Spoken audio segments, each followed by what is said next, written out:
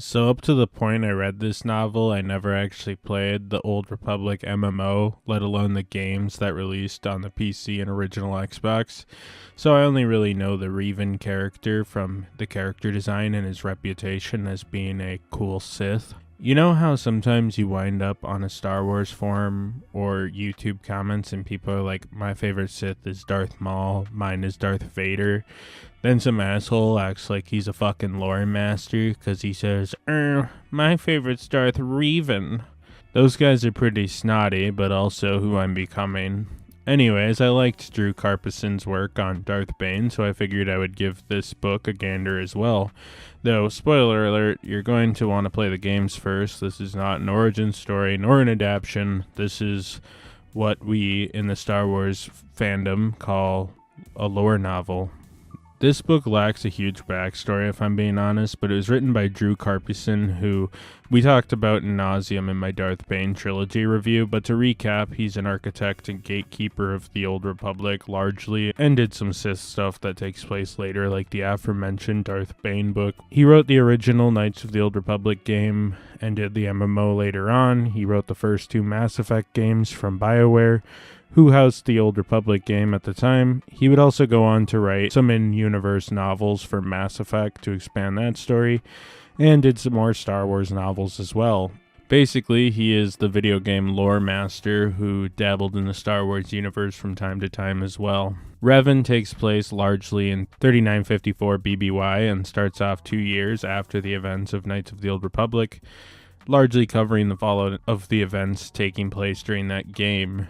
Revan is living on Coruscant, haunted by the events that unfolded in the video game, and is an amnesiac, trying to figure out what happened during his time as a near-unstoppable Sith Lord during the events of the Mandalorian Wars. He has since married Bastella Shan, a character from that game, and is looking for answers. He meets up with Mitra Surik, a Jedi that he trained while a Jedi early on during the Mandalorian Wars, though after meeting with Canderous Ordo, he goes on a quest to find the Mask of the Mandalore, a mask he thinks may bring back some memories of his time on the run with his protege, Darth Malak. The Sith has begun to rebuild on the planet Drummond Kaz as Sith Master Scourge gets sent by a Sith Council member, Darth Nihilus, to help her achieve her goals and kill other Sith she's deemed traitors.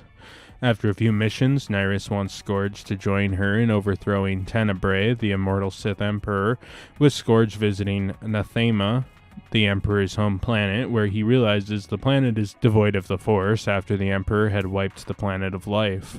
Soon after, however, Revan finds the Mask of Mandalore, and his ship is shot down by Scourge and Nihilus, who hold him hostage for over 4 years. Anyway, after the time jump, Mitra meets up with Bastilla and tells her that she believes her husband is still alive.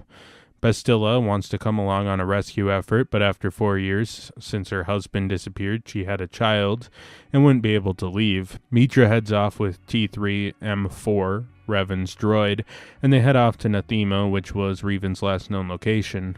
Scourge finds Mitra pretty soon after and offers to join an alliance with her, as he is losing trust in Nihilus, but also knows that the Emperor must be stopped with the help of Revan, who he puts together was once the invincible Sith Lord. The two decide to break out Revan, with Scourge having reported Nihilus's deception to the Emperor, who sends a kill squad to Nihilus's compound. After freeing the weakened Revan, his powers come back to him just in time to kill Nihilus, and the group decide that it's time to team up to kill the Emperor. The three eventually go to the Emperor and burst in, with Revan being the only one to really put up any sort of fight against the invincible Sith Lord, though during the fight, Scourge has a vision of a Jedi bringing the tyranny of the Emperor to an end, but it doesn't seem to be Mitra nor Revan. So he takes Mitra by surprise and kills her, and submits to the Emperor, with the Emperor sparing him and making him one of his servants, while also capturing Revan, who is put in suspended animation, being constantly interrogated for information and tortured. Vanner, Revan's son, decades later, talks to his elderly mother Bastilla and wonders if Revan would resent the fact that he never became a Jedi, a fact that Bastilla dismisses, saying that he fought so that his son wouldn't have to. Bastilla, who never learns what happened to her husband, also takes pride in knowing Revan saved the galaxy and kept the Emperor from destroying the galaxy right then and there. Revan in this novel is reeling a bit from the events of Knights of the Old Republic, the game. Basically, he was a Jedi who wiped out much of Mandalore and the Mandalorians, and the Mandalore himself, who is basically King Warlord of the Mandalorians after he became a Sith with his buddy Darth Malak.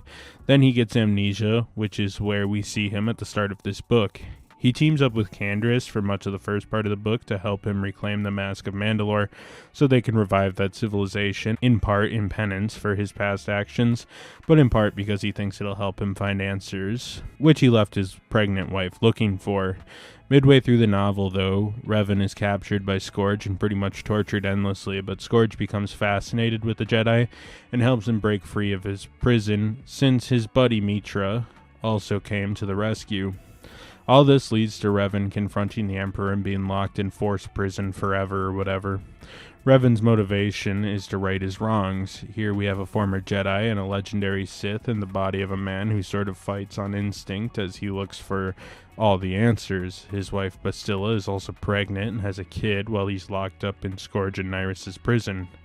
I don't know. Sometimes in this book, the lore is so complicated and important with our titular character that the novel forgets to give him much character at all. He just wanders around confused the whole time, so I'm sort of mixed on Revan, at least in the context of this book. Canderous just wants his mask back and has to sacrifice it all to get it. He's the muscle for the first segment of the book and eventually becomes the second post-Mandalorian War leader of the faction. And after his wife ordered the death of Revan, who helped restore peace to Mandalore, only after, of course, destroying it, with the ceremonial helmet, she orders Revan and her husband's death, at which time he blasts his wife in the heart.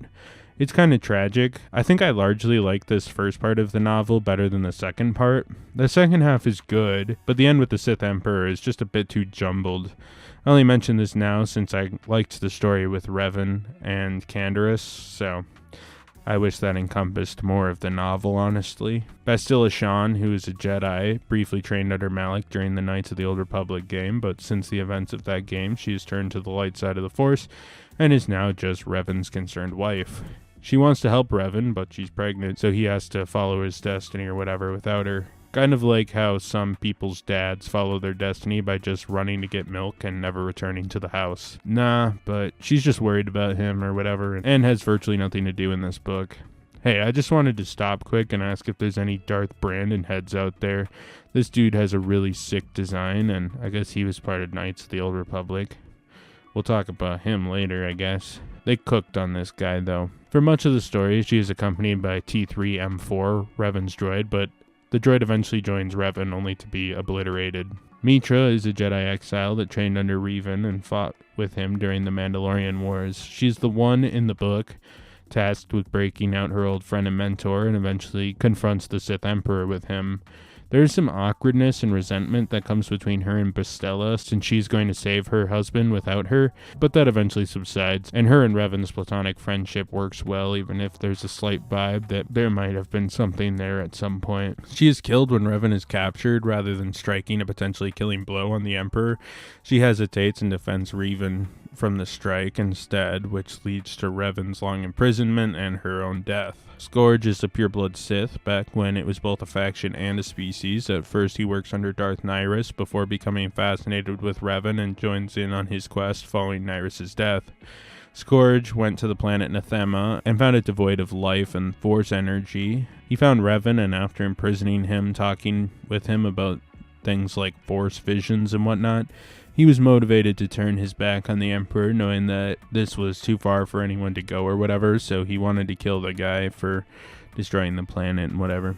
Eventually, at the battle against the Emperor, Scourge ends up switching sides after Mitra chooses to defend Revan rather than kill the Emperor, since he had a force vision and knowing that the Emperor would die, but also knowing no one in the room was the one who was going to strike him down. Darth Nyrus is a member of the Council of Sith who's conniving and wants to move up the ranks, having been on the Council for 20 years, which for the Sith is an incredibly long span of time.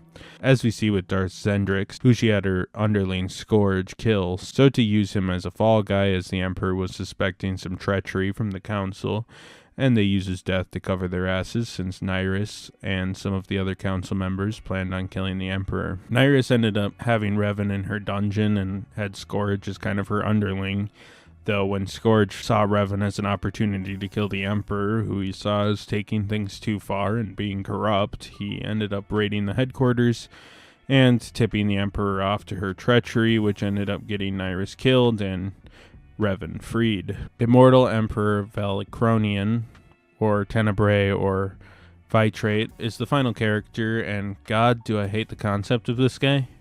I think one thing that really irks me about the Old Republic is everyone is so ungodly powerful with just the most convoluted lore. Hands down in the history of Star Wars, no one has come remotely close to being as powerful as this man. So basically, Emperor Tenebrae is this immortal Sith that ruled the whole galaxy for 1,300 years, who was like 2,000 years old and would just switch bodies and sit there pondering the galaxy or whatever the fuck. And Revan, who people say is like this super powerful guy that you say is like one of the most powerful Jedi of all time, can't even come close to this dude's power. And it's like, bro, we need to chill on these annoying final boss power leveling things. It's just kind of too much. Anyways, he killed the planet Nathema with his anger, which was where he was born, and part of the reason he is good at everything now and everyone fears him. Is he killable? Is he immortal? No one really knows, and his deal in this book is to pretty much sit there and then be super powerful Emperor man. Sort of like Palpatine, but even more powerful and more convoluted. Tonally, this book is pretty dark. Nothing ever really works out for Revan, at least past the quest for the Mandalorian Mask, which is admittedly a fun adventure that ends in some tragedy and happens along with a pretty dark B-plot following Scourge and his adventures in becoming a man of the Sith Order. Following his capture, though, Bastille is miserable, Mitra is miserable, and it's even miserable when they fight the Dark Emperor later on. I also think the book is heavily weighed down by the Old Republic's bleak and expansive lore to the point I feel Revan never really has a chance to gestate into a real character with anything but solemn moment after solemn moment and penance after penance for his crimes that he once committed as a Sith Lord back when that was his reality. This sense of dread overshadows the book so heavily, and where I think Drew Karpyshyn shined in the misery of the Darth Bane story, watching someone on a quest to make up for his mistakes I think needs to be packaged with a couple wins and a more hopeful ending than he's eternally trapped and his wife and kids die of old age never knowing what happened to him. Like, give this man a fucking break. I'm not saying that it can't end this way, but perhaps he is at peace knowing a chosen one will arise and kill the Emperor and he dies, or he plants a seed that one day will gestate into the Emperor's downfall despite his long-term torture, though none of that's really here. He's just like, well, I guess I'm getting tortured now. Even the Jedi Order in the wake of 66 was a lot less depressing than this, and this is a book where you won't see anything but miserable drebs of the Old Republic with no happy endings, which fails to be all that compelling as a relative newcomer to this pocket of the Star Wars timeline. Although, I guess that leads to my point that this book is just kind of hard to read without seeing the games. Like, perhaps this would somehow be narratively satisfying if I had only played those games first, but a book called Darth Revan is a blanket statement. It's kind of hard to know that that was prerequisite material. Like the Darth Bane novels, though, the prose are solid from an action and lore perspective, with descriptions on planets and characters being super well done. It's all just in service of a story that I think spins its wheels and packed an overpowered super character behind another overpowered super character that attempts to overshine the more famous Emperor in power and evilness to the point that it gets exhausting and it all feels kind of meaningless. I think sometimes Star Wars power levels are something where there always has to be a more eviler guy than this evil guy. And it kind of starts to overshadow everything, and it's like, we get it. This man is so powerful and so fucking evil, but there has to be a line drawn somewhere for the narrative to continue to be compelling. One thing I do enjoy about this book is Revan, in a lot of ways, feels like an exploration of an ultra-evil Sith like Darth Vader or something, but if Vader came back to the light side for an extended period of time, since Vader was redeemed and died on the second Death Star over the matter of minutes, and exploring what that would look like, how people would treat him and whatnot. Overall, though, I didn't find this novel all that satisfying. It was a Star Wars lore novel with the specific prerequisite of having had played the Knights of the Old Republic game series, and was something of a lead-in to the eventual MMO RPG that would drop in 2011. This book requires more than cursory knowledge of Revan and the lore of this era in Star Wars, which at the time of this review, I don't have that much of, admittedly. If, like me, you go into this as an introduction to the Revan character, you will likely be disappointed and lost trying so hard to gain your bearing on what the hell's happening, that it kind of makes the story wash over you as you try to get a grip on who exactly this guy is. I think this may be something that can be a bit of a trap for fans, and I don't know how exactly you overcome it, because this is something where we finally see him redeemed. That's not something that was shown in the game. I mean, this book is just called Revan. I didn't know if it was an adaptation, an origin, or what, and if I had known, I still probably would have read it, hoping to use it as a launching pad into the universe, as I had with so many other books in this series. It is also filled with a lot of technicalities and semantics casual fans or non-gamers probably wouldn't understand. It's disappointing since I know Carpison is good with world building. Each of the Bane books is brilliantly set up in context of a rapidly changing republic predating the Phantom Menace by almost 1,000 years.